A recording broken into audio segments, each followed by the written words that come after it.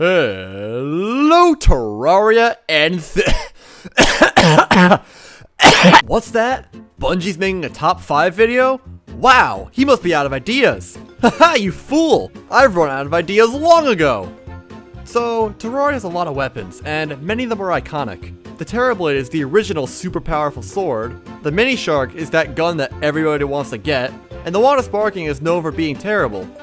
Or at least it used to be. Even though the game has hundreds of weapons, a good portion of them you can look at and say, yeah, I remember that one. And then there's the stinkers. There are just some weapons that are so obscure that I doubt anybody would come across them unless they're looking through the wiki or something. So I made a list of some of these weapons because why not? Alright, so first up on this list is the Combat Wrench. This is an item added in the 1.4 update and has a 1 in 8 chance of being dropped by the mechanic NPC upon dying horribly. This weapon functions like a boomerang and is actually pretty decent. The projectile flies pretty fast and does good damage to enemies. What makes it so forgettable then?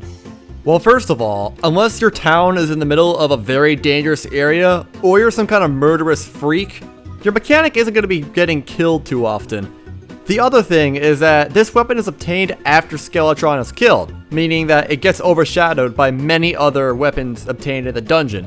Sure, it gives pure melee users a weapon to use at a distance, but that role is covered by other weapons such as the Flamerang or the Sun Fury. Next up is the Breathing Reed, and okay, pause for a second. This item has been in the game since Terraria's release, and I doubt anybody has used it for its intended purpose, which is being able to stay underwater for longer. I mean, I'm sure there are some who have, and if you're one of those people, good job! Feel free to brag about it in the comments, you hipster! Anyway, this item was turned into a melee weapon in the Journey's End update, and I still doubt anybody will use it, so yeah. Next. There's not too much I can say about the third weapon on this list.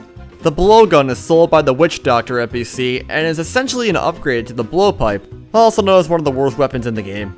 Not many people use them, but the hard mode dart weapons are actually really good. When used correctly, they can shred mech bosses and Planetara. However, the thing that's really pulling the weapon's weight is the type of ammunition used, not the weapon itself. And that's why the blowgun isn't really remembered. It's pretty much just a weaker musket that sometimes inflicts poison and sold by an NPC that most people only use to get wings at the start of hard mode, and then throw away in the dumpster for the rest of the game. So, I'm somebody that goes fishing quite often in Terraria. I'll head out to different environments to nab some fish used for potions and try to catch some crates for money. That being said, I rarely ever fish for weapons.